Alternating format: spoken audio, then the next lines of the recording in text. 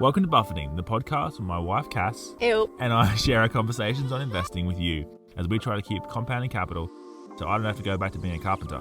And I don't have to go back working with real estate agents. We hope you find it informative and entertaining. But we are not your financial advisors and nothing we say should be taken as investment advice. As always, do your own research, which is more fun. And now, without further ado, on to the episode.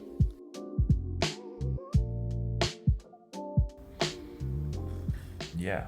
Okay. So welcome to the next episode of Buffetting with Mitch and Kass. Welcome. We've been quite busy for the last few months, so we haven't really done much in the way of podcasts, have we? No.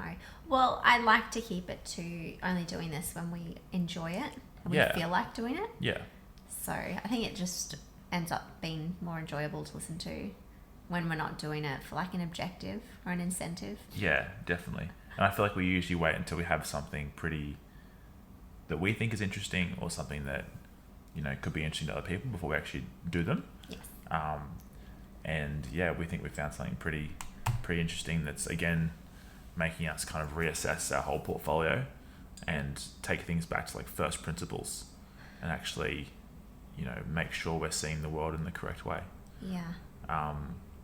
So I think this might be the first time, if this is the first time people are seeing us or hearing us, there's a little bit of backstory about us. So we used to have regular jobs. Now we're full-time investors. That happened over a period of a few years. Basically, Warren Buffett, Charlie Munger enthusiasts. Done a lot of reading on that subject and definitely come from that kind of mental philosophy. But I feel like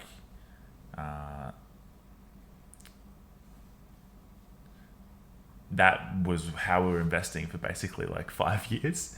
And then the virus happened.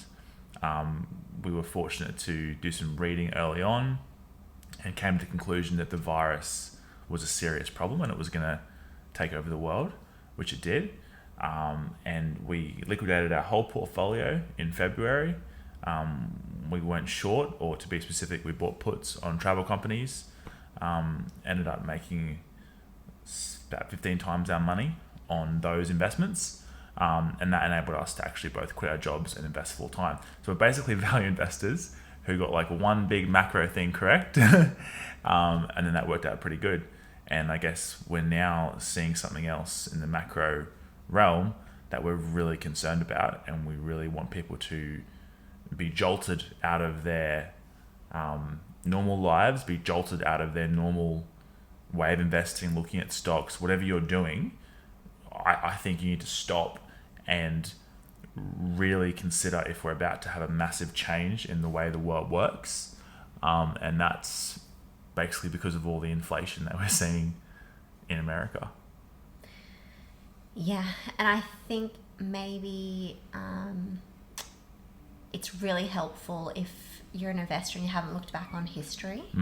Like maybe you've been investing for 10 years and you feel like there's certain things that couldn't happen that you've never seen happen before, and you don't think it's a real risk. And it's like, well, you know, the Fed can't raise rates. That'll crash the market. It's just, they're not going to do that. They couldn't do that. But you really need to like broaden your view of history, I think, and like look back from the 1900s, like the past 100 years.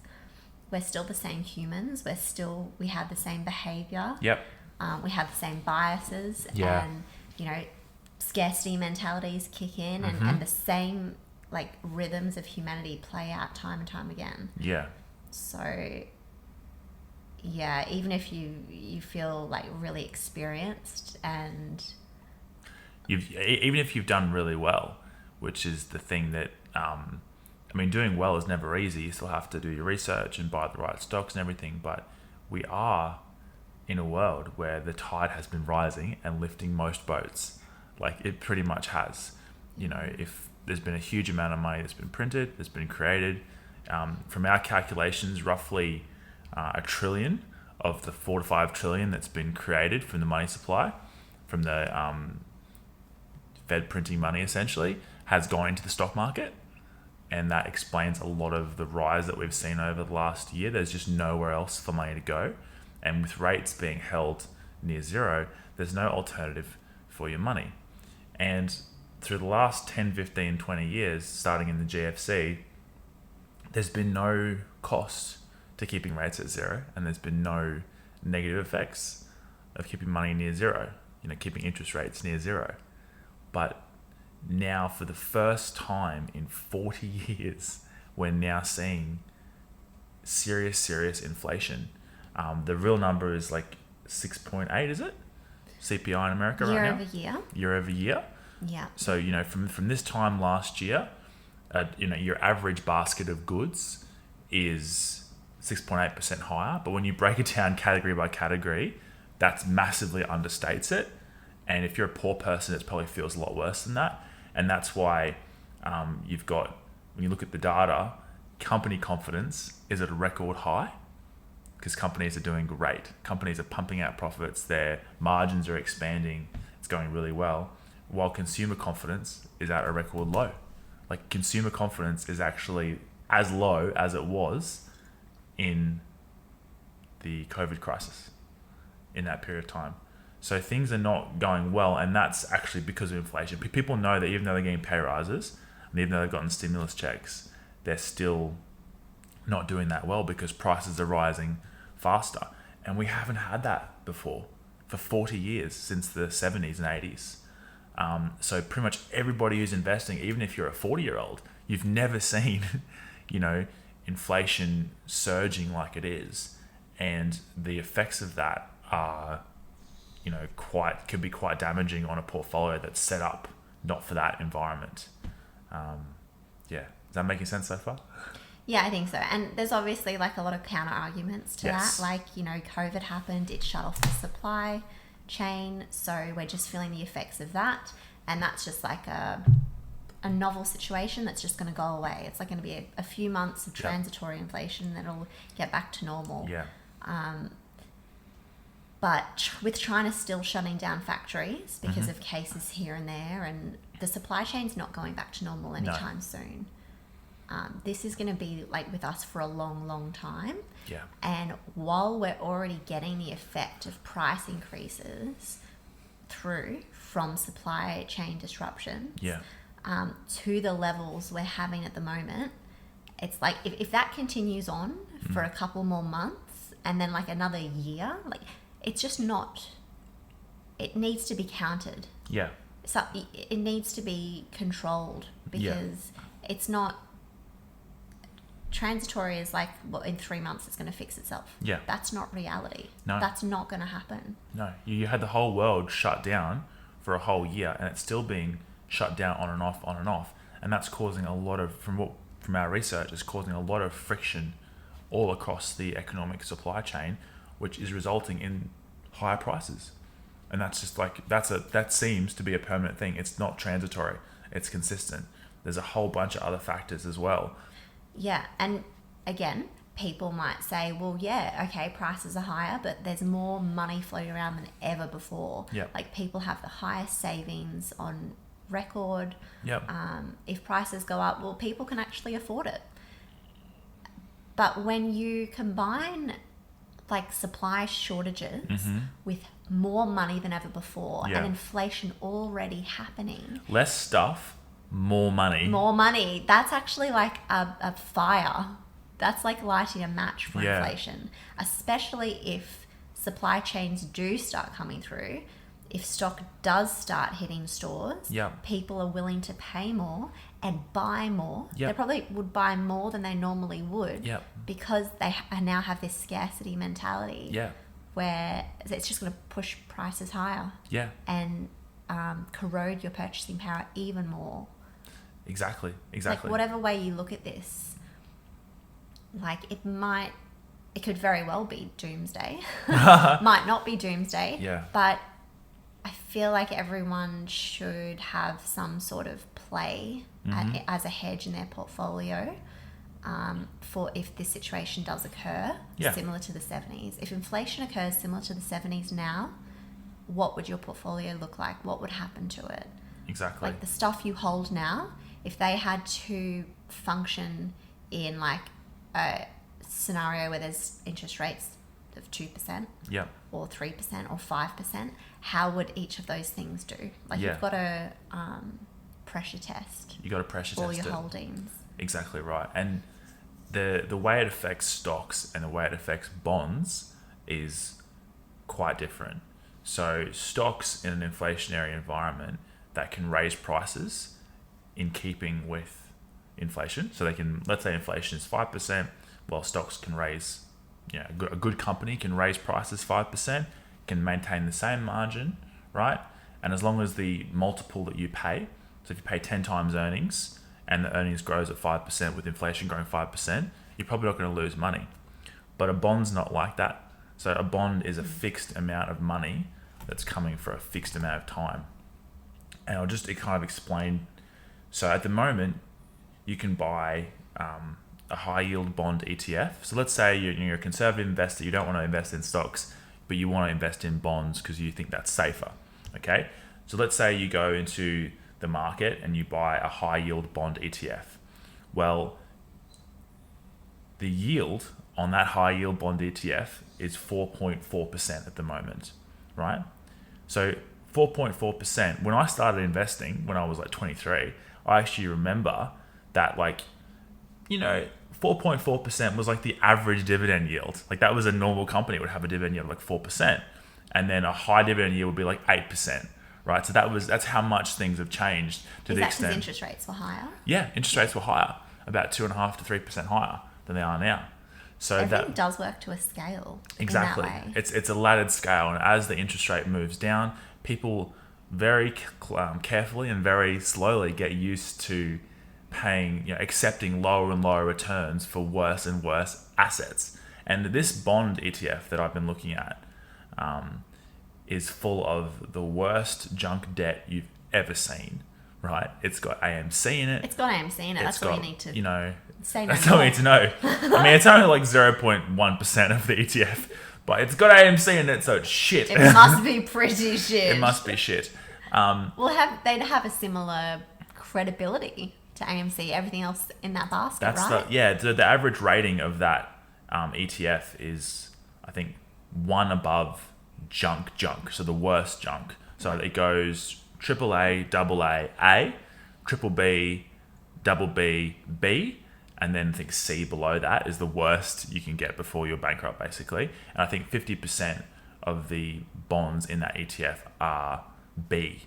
So they're one above the worst rating. And that ETF, which has 1,000 bonds in it and has an average duration of each bond of about 4 years, yields 4.3%.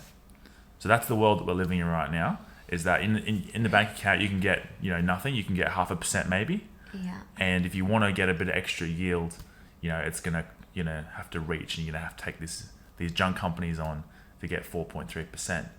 Now, imagine we're in a world right now where inflation's running at 6%, right? So most assets are appreciating at 6%. You're going to be holding junk bonds and losing 2% on your money. Losing 2% of your money. So it's the worst of the worst of the worst, right? And think about how that kind of asset, that ETF full of those junk debt obligations, think about what that's really worth in a world where interest rates have been risen from 0.5% to say 3%, and how appealing that would be as an investment to people, after that. Yeah. So we're short at the moment, and we've only done shorting or buying puts twice now. This is the second time we've done it. The first time we did it was in February 2020, before COVID, before the virus hit, because there was we perceived there to be a unusual one-off temporary risk that would either build momentum, and as the months would progress would get worse and worse, and you would know whether it was going to be bad or not, and you could either sell out or you could do whatever you wanted. So we bought puts. For that problem, we moved 4% of our money into short and went to cash. In this case, we're doing it a bit differently. At the moment, where 5% of our assets are now moved to puts on these bond ETFs that would basically between 30% and 50% halve if interest rates rose even a little bit. So that's our hedge against inflation. And fortunately, the insurance, because bonds never move, the insurance or the put options are so cheap that if the Bond ETF moves 50%, which means you go from getting a yield of 4.3% to 8.6%. So let's say the world changes and people don't want 4.3% from junk debt anymore. They want 8.6%. Well, that means the bond ETF is going to fall 50%.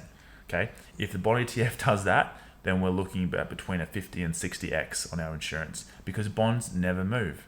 So that, fortunately, the really hard thing in situations is usually there's not a good way to cheaply insure yourself against inflation increasing and growing and being a problem. But luckily, in this case, we think we found something that is not only a cheap way to insure, but actually it will offset any losses in the rest of the portfolio if we get inflation and the Federal Reserve has to act quickly. Because that's what I'm worried about. Is we've done a lot of historical research, and we can't find a single case where the government hasn't risen interest rates to match inflation to stop the economy getting out of control. At this rate of CPI increase. CPI increase. And so the pricing of those puts is basically telling us that we're crazy. Oh, yeah. That, it's insane to think that the Fed's going to touch interest rates. Yep. But when you look back on history. Yep. And you see the CPI figures coming through. Yep. Even the per month increases, 0.8, 0.9, 0.6. Like I went back and I looked at 100 years worth of CPI increases. Yeah. Correlated to interest rate movements over 100-year period. And like through the 60s and 70s, you see the same numbers happening. You see like these little pockets of like 0.8, 0.9. Yep. And it's like, it's so inconsistent with normality that at some point the Fed is forced to do something. And, sometimes they're late, sometimes they're early, sometimes they don't do it as much and they backtrack and then they have to move it again. Yep. But like when you're seeing numbers come through now of CPI at the moment. Yep. Last month was 0.9. It's only a couple of months more of these same kind of figures. The Fed's gonna have to do something. Yeah. And you can also take it off what they're saying as well. Yeah. Which they're slowly adjusting their narrative. Yep. And they're already slowing down. They're already tapering. They're going to quicken their taper. Let's face it. It's going to happen earlier than June. And the next step after they finish their tapering is to touch interest rates. That's just the only tool. That's the easiest tool at their disposal. Yeah. I guess we run the risk with those puts that the Fed could use different tools that they've never used before. Yeah. Recently, which is like price controls, telling companies how much they are allowed to charge for products. Raise prices. But I think that is well beyond. I think they'll use that afterwards as a last measure. Yeah. It'll be the rates will go first, and people probably listen to this saying like, yeah, but if they raise rates, there's so much debt in the system, they can't do that. Okay, well, that's from an investing. I understand that perspective. That's our perspective too. Like, it will cause pain. It will cause a lot of pain, a lot of damage in the economy. But think about what the damage will be if everything around you is going up at 6%, 5%, 6%, 5% per year, and people have their money in the bank, and that's being eroded. And what happens is, as from our study of history, is that when governments have, I believe it's happening in Turkey at the moment, they're having crazy inflation, but they're keeping rates at zero. Okay? Well, what happens to the money in the accounts? It leaves. Because why on earth would you keep your money in the bank if your money is being eroded, month by month by month every time? And that actually causes faster and more inflation. Because if all the money in your bank is being eroded, the money will come out and it will buy anything that's precious and anything that is, you can't be creating more of it, anything that is scarce, basically. And that's the real problem, okay? I understand that a lot of companies are indebted. I understand that a lot of the bond market would be suffering, but think about every single person around you and what decision they'll end up making if rates are kept at zero and the economy or the inflation numbers, and 6.8% is actually understated from our research as well. In reality, it's more like 9 or 10%, so the average person is going to start creating basically a run on the bank and pulling that money out, which is very, very dangerous. So they're playing with fire at the moment, and our opinion is that they're going to realize that they're starting to realize this, and by the middle, maybe the start of next year, towards the middle of next year, the market is going to be shocked at how fast they have to raise rates, which is going to cause pain everywhere. Yeah. Yeah. Of course, the counter argument, and there's always a counter argument that everyone's following, which is that actually this inflation is transitory, and really technological innovation, DNA sequencing, AI. It's actually deflation. It's actually deflation. Heading into, yeah. That's true, but that's expressed in productivity. Okay, and productivity from your research, love, is like a very consistent number over time. Yeah. Well, we've been in deflation since the 1600s, right? I think the best purchase we've made all year has been Grant Williams' podcast. Oh, yeah. I mean, we paid like nearly $700 for a yearly subscription. Yeah. It's priceless. Worth every cent. Probably 5 times that in terms of the quality of the people that are on there. And this is this kind of the thing that really scares me about this is that so I started reading about the virus in January, and then I went into like full on immersion research mode, and I was Googling coronavirus every like 10 minutes for like 3 months. And I was just reading every single bit of information about it. And even though every single epidemiologist and every single virologist and every person who had any kind of understanding of how a virus works was saying worldwide pandemic. This is bad. This is going to be bad. But they weren't incentivized to have an opinion. They just had their scientific opinion looking at the data. Exactly. They were unbiased. Now, look at the people who are saying on TV that, no, they won't raise interest rates. They're not going to do that. The Fed said they're going to do this, right? They've all been wrong over the past year. So all the economists, when we look back at the information, the forecast from a year ago, they all thought inflation would be 2.1% this year. And it's like 6.8. It's like 300% wrong. So they're so incorrect about that information. And that kind of mass delusion that I'm seeing, where a lot of people who have the incentive to not think that rates will go up or can go up, or they would never do that. How can they? There's no chance of that because of what would happen. Feels like a very similar delusional mindset to the virus that I saw, where you were getting people on Wall Street saying like, it's going to be like SARS, and they weren't actually paying attention to the specific information which tells you the truth, which is that all of these factors that are causing it, like there's labor shortages all across America. People have been either overworked through COVID, they're not well because they've been sick, or retirees have made so much money off the stock market they're quitting early. People are moving across the country, so there's an increase in velocity, which is an inflationary word. Basically, you can get printing of money. Let's say you print twice as much money and everyone spends at the same rate they were spending before, or you have the same amount of money and everyone doubles the amount of transactions they do. That's an increase in velocity, and that causes inflation, even if there's a reduction in money supply. So I'll say that again, like you can get inflation out of control purely because people are spending at a higher frequency compared to, even a reduced money supply. That's how complex inflation is.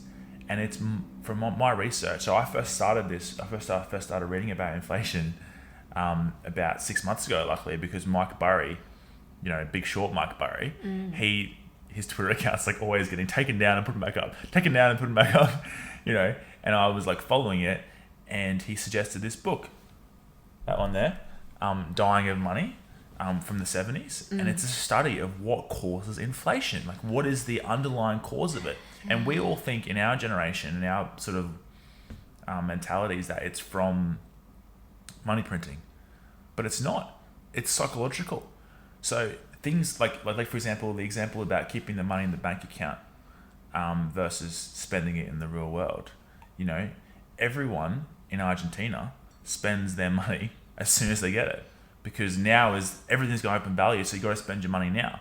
So everyone is spending money as fast as they possibly can. That is inflationary.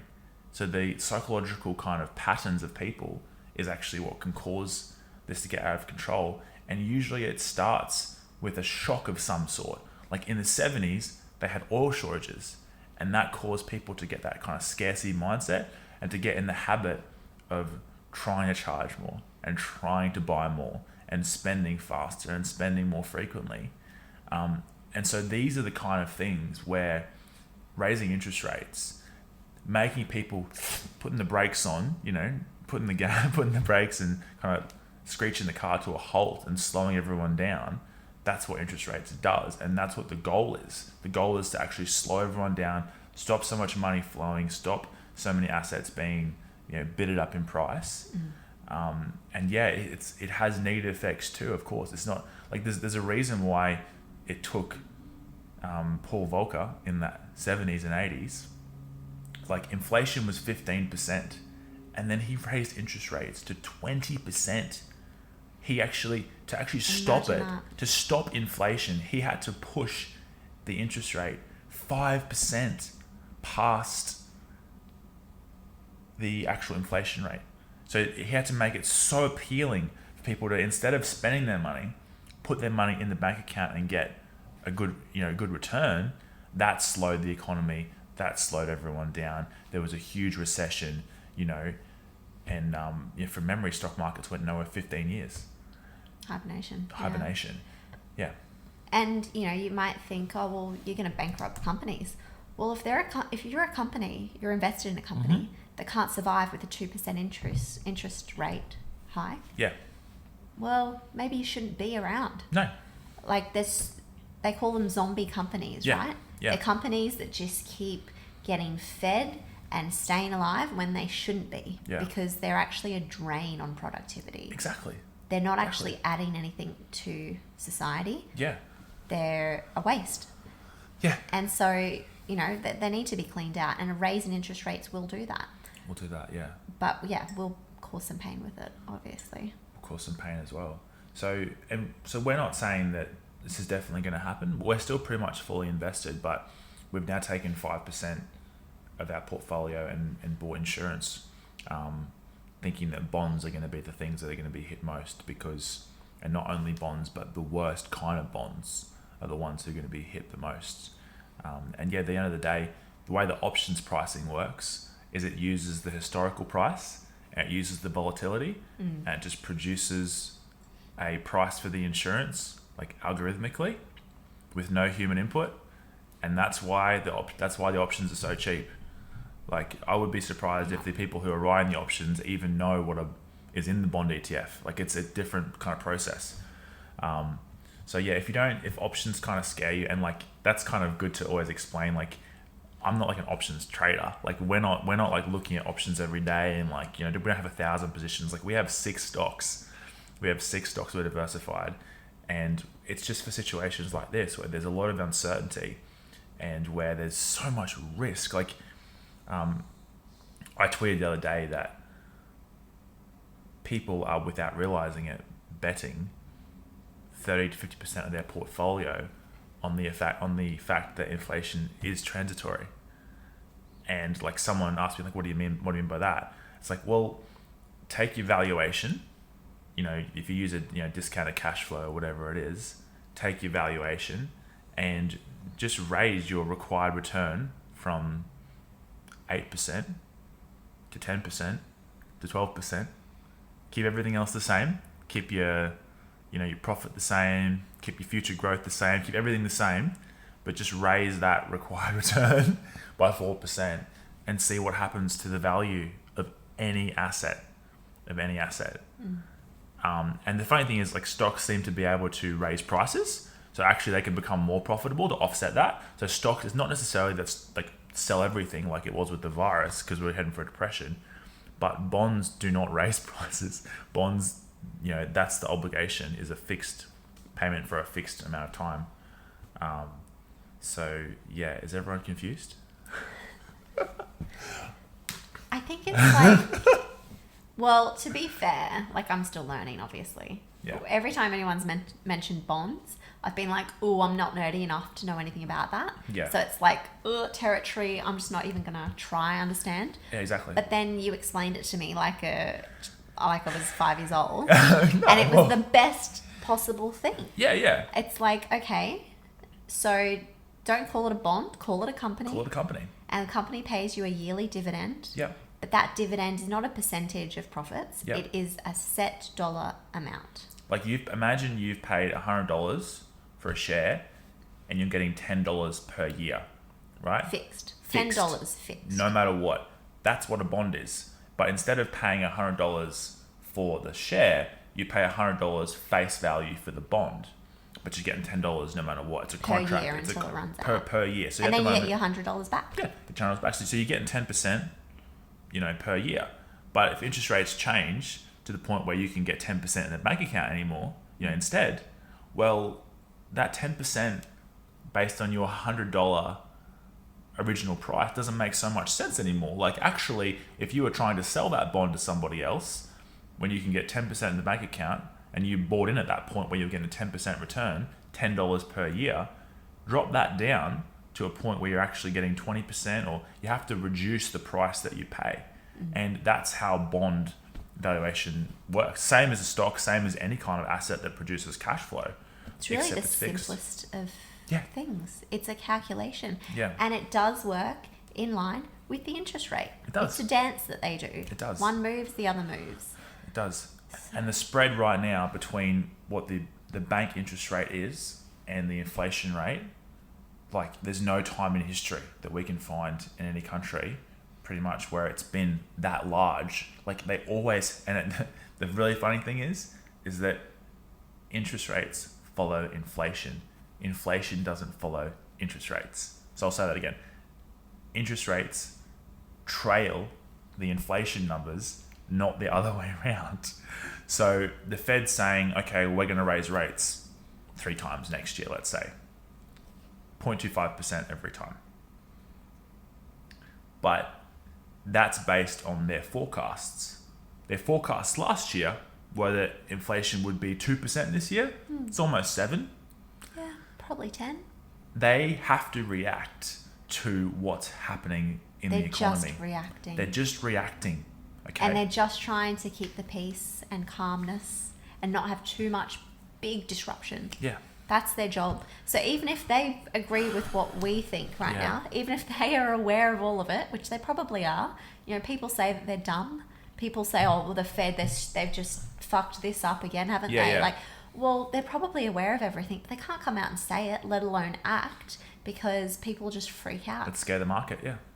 They're in a really tough spot. But saying that, I'm like experiencing that realization that the system is broken in a way. Yeah. Because the best thing they could be doing now, the optimal thing, they're not doing. No. And they're not doing because they are trying to just maintain calmness over a large population of people. Yeah. And that's not the way you should be running the system. Like, if you're wanting to preserve capital and have a good economy, a good functioning economy. Yeah. So the system's not great. And the Fed's job is to do 2 things: employment and price stability. That's what their job is. Yeah. Their job is not stock market and bond market. Their job, because the whole idea of them, there's like a lot of conspiracies about the Fed and stuff, but they're like separate from the government, but they're kind of within the government. It's this like messy kind of thing. But yeah, they know how bad inflation is. And when I guess tweet this episode, I'll also retweet Larry Summers, who I think was Barack Obama's Treasury Secretary. So he's really smart guy. professor at Harvard, and what he was saying in that video should give every investor chills. They should be terrified, because he said that the Fed needs to restore credibility. Otherwise, people are going to lose faith in the whole system. And if you start leaving interest rates at 1%, where everything around you is going up at 10%, you're going to create these inflationary dynamics where people are just going to be spending on anything they possibly can to preserve value. And that's where you can get hyperinflation. It's a very complex thing, inflation. It's not just about money printing. It's about people's opinions, people's perception of the future. Like, if you get people who are seeing everything go up, like even if you have got money in the bank account, getting 6% with inflation, let's say they raise interest rate to 6% and the world collapses, but people may still prefer to be doing things in the economy if it's going up all the time.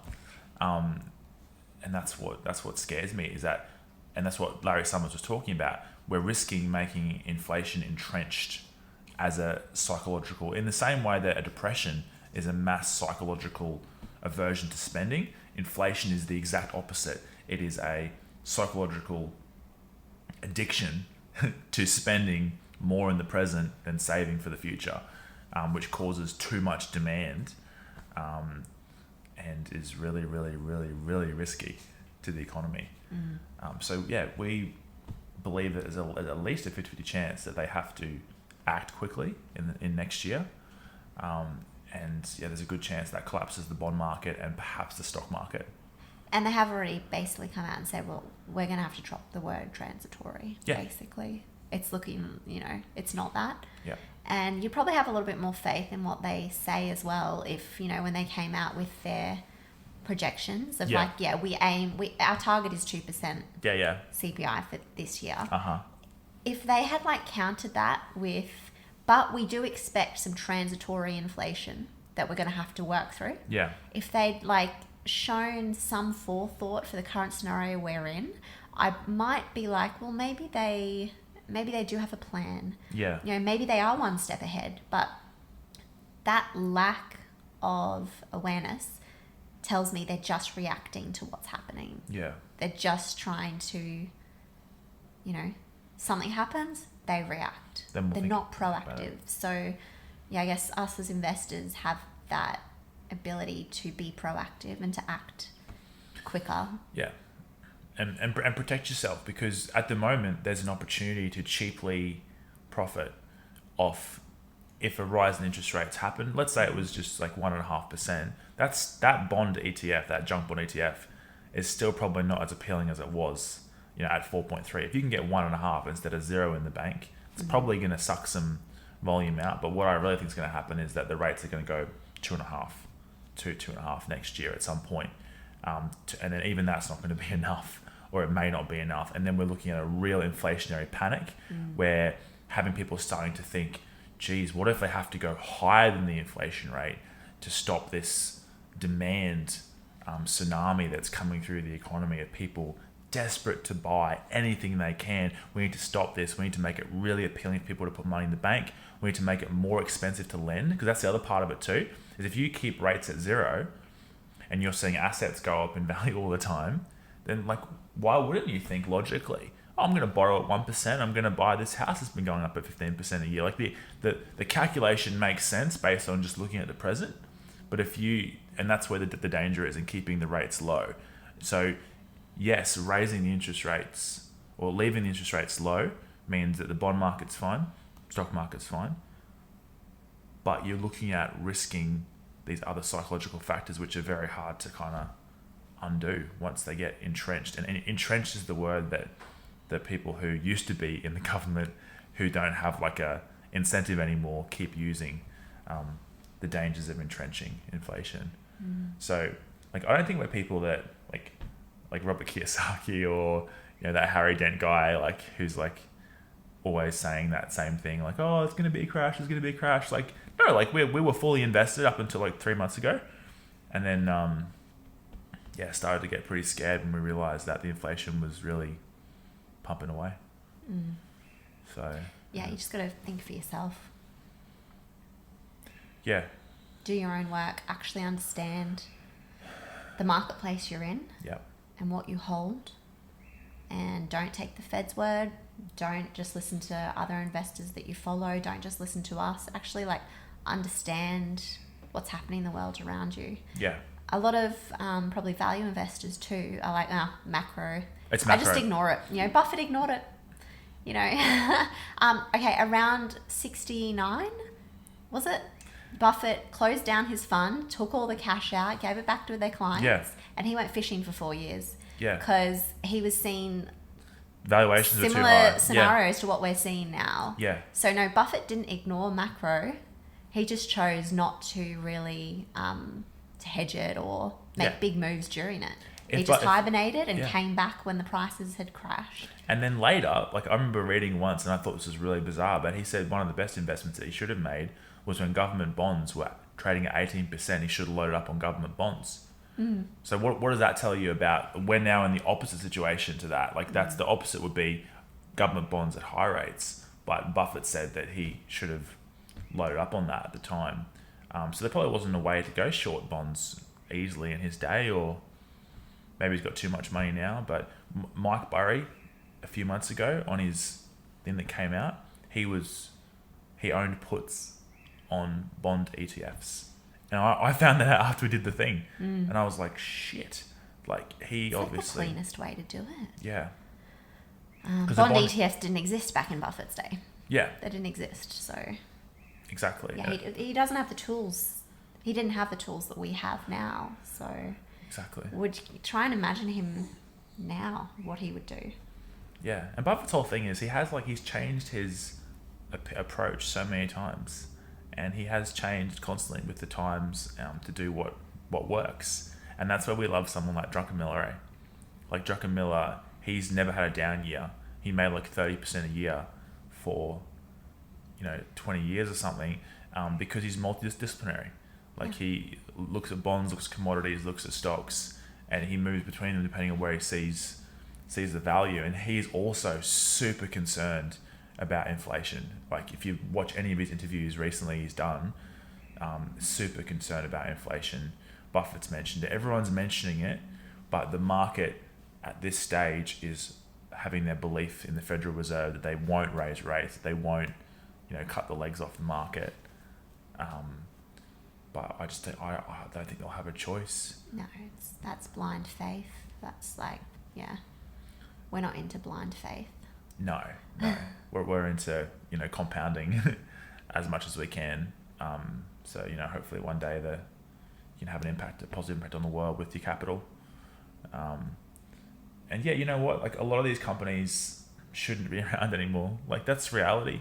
Like if a company is so indebted that it's just scraping by and it's doing something that's not productive for society, like a lot of these companies are. Well, yeah. Okay, so that's back to the deflationary argument, Cathy Wood style argument. Yeah. That it's like, we're just on the precipice of like completely changing our world. Uh-huh. And like, valuations aren't going to be crazy because everything's going to kick in. DNA sequencing is going to come in. What are the other ones again? DNA sequencing, electric vehicles. She's always artificial intelligence. Just robots going to do everything for us, and everything's going to be really cheap in the future. And but there'll be no jobs for anybody. But Sam Zell said in his podcast with Grant Williams, good old Sam Zell. He said that in his hospital that he owns, so he owns hospitals in America, that he's having to pay $200 an hour for nurses. To actually do surgeries and to do stuff, because a hospital needs to operate. So if whatever nurses are around, it's going to be competitive for those nurses to actually do that skilled work. So if I was like seeing a situation and Sam Zell, after saying that he was going to have to pay $200 to a nurse, but he goes, actually, Cathy Wood's ARK Invest has a nurse robot that could just come in and do all the nursing. I'm like, yeah, okay, cool. Innovation, it's actually offsetting it. It's reducing the pressure on the economy because of these nurse robots and these like.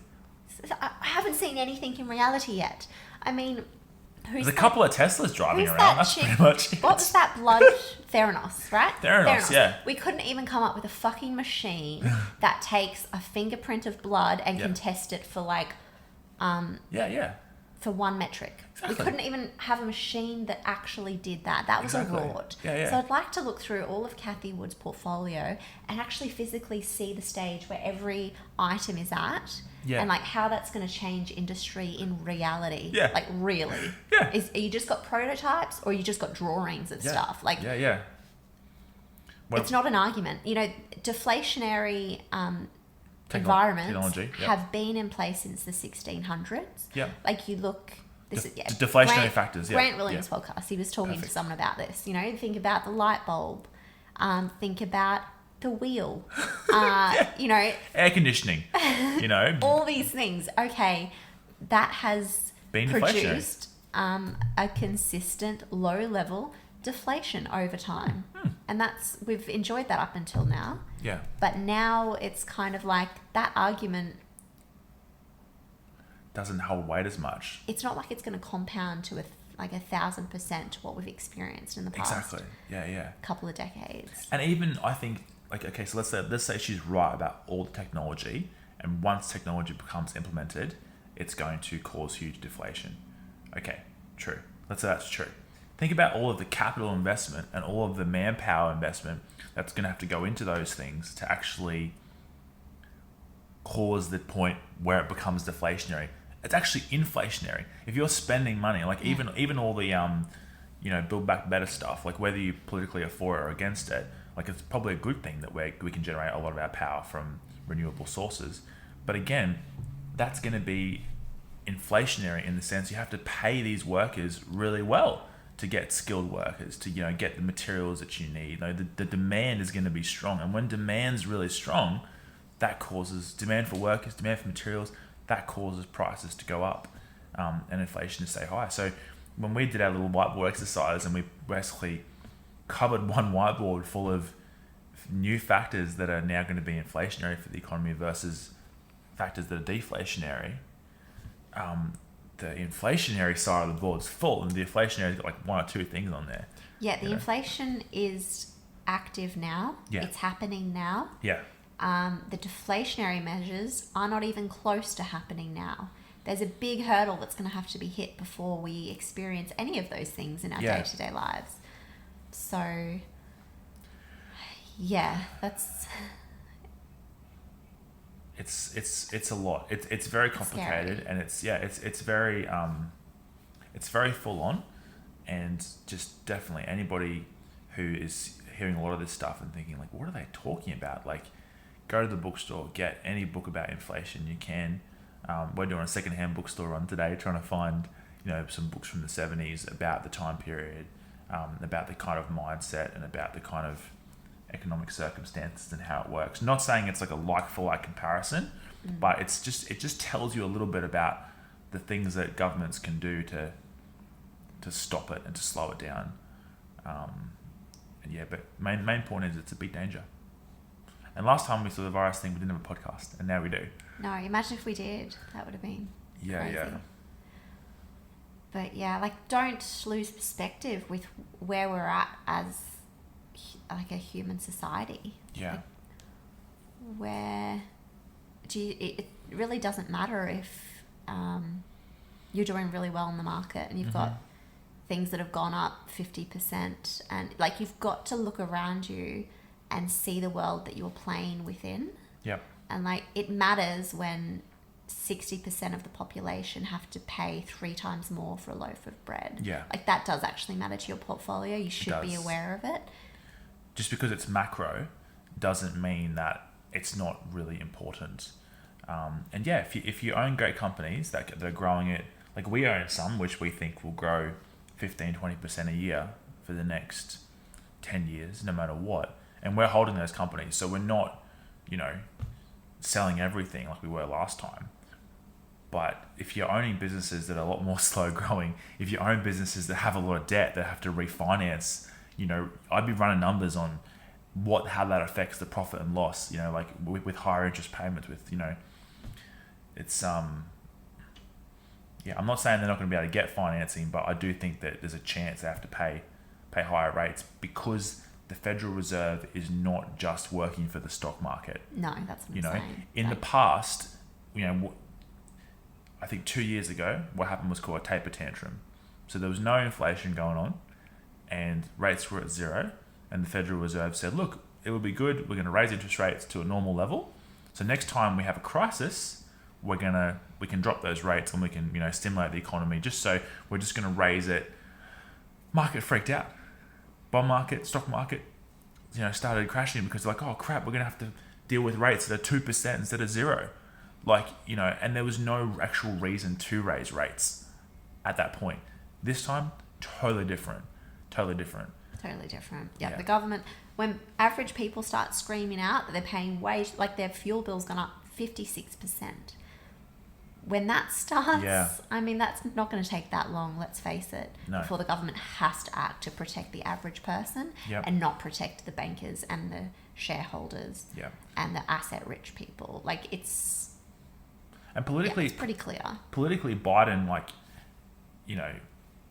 if one thing about him is that he does at least purport to be for the average man.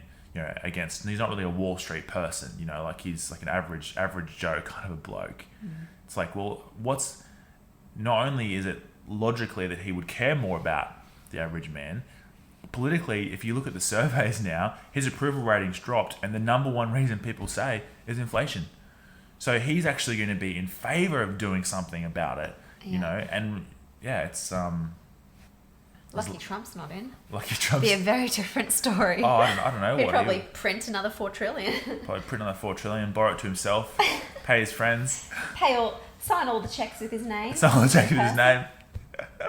He probably thought that people wouldn't cash it. They'd just keep it as like an autograph. Yeah. Huge inflation. It's huge. That egotistical. Yeah. So anyway, we're really worried about it. Don't take our word for it. Do your own due diligence. Always think for yourself.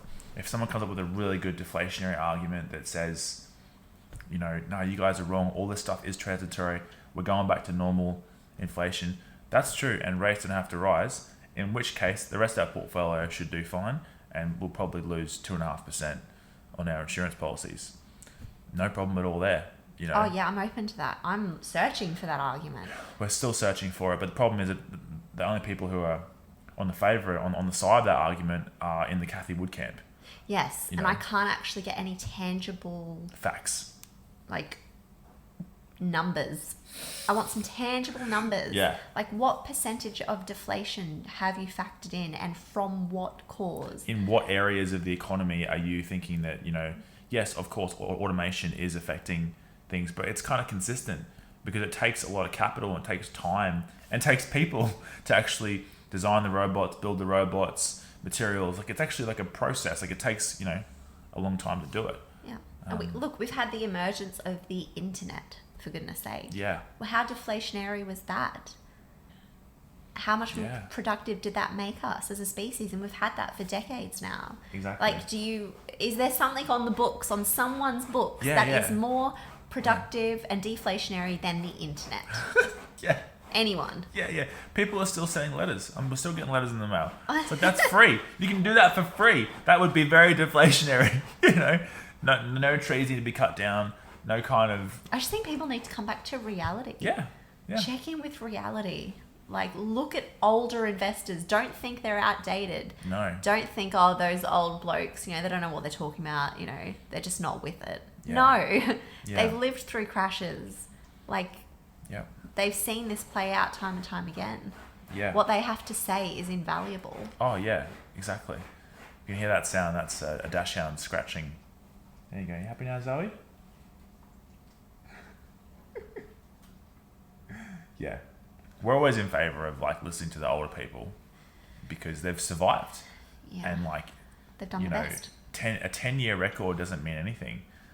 Didn't you find too, because the last time there was a bond crash was 1994, right?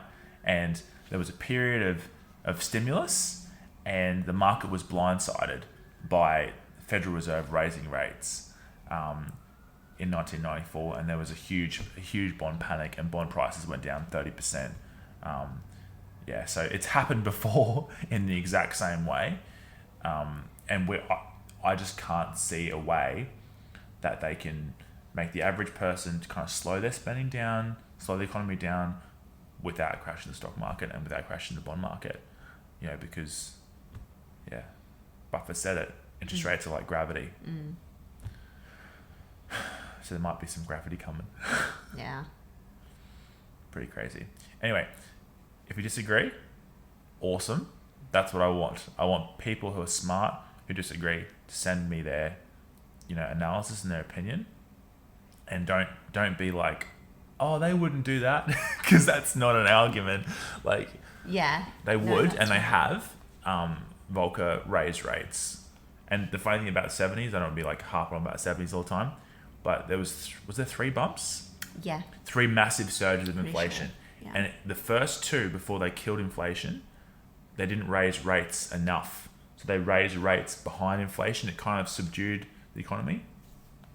But then it came back. And it came back again. It came back again. And then that's the 3rd time. So they pushed it to 20. They pushed well above inflation. Yep. And they kept it there until it was dead. Yeah. It's kind of like a disease in a way. It's kind of like cancer of the system. Yeah. And like you've really got to make sure you have like killed it. Exactly. By pretty tough measures that cause pain. Yeah. But it's necessary. And even in our little business that we're still running, which is going really well. So we've got Tim still working for us, and our little waterproofing business is going well. But I started, noticing a few months ago when someone would call me up, instead of, like, I basically get like 3 or 4 calls a day for jobs, which I answer.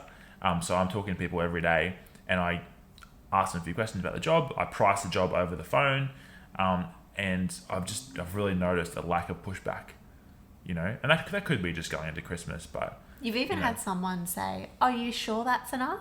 Are you sure that's right?" Like, yeah. Trades are charging like way more than that now. Yeah. It's people get used to paying more, and it just gets sunk into habit and psychology. And instead of fighting it by asking you, "Oh, that's too much," and by going somewhere else, there's no one else to go to, so they actually fight it by asking for pay rises, which causes companies' costs to go up, which causes companies to raise their prices, which makes people go, "Oh, geez, everything's going up. I need more pay."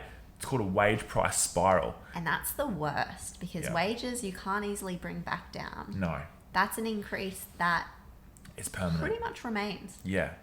It's a permanent cost increase. So yeah. Good luck. Happy hunting. And I guess thanks for listening. Have you got anything else to say, love? No, we better get back to reading about inflation, I think. Yeah. It's just like we're not recording this one twice. This one's going out the first time. It'll do. You know, screw the editing. I always feel like it's always such a serious chat, though. Yeah, I know. 'Cause it's like, all right, quick, let's get all the information out that we've learnt. And Yeah. It's like, maybe we should do it weekly. It'd be more casual. But go back to reading about 70's.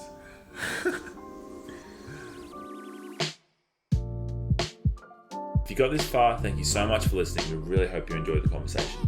Now, if you'd like to become my 22nd or my 43rd follower on Twitter, links are in the show notes below. Mitch, anything else? Nothing to add.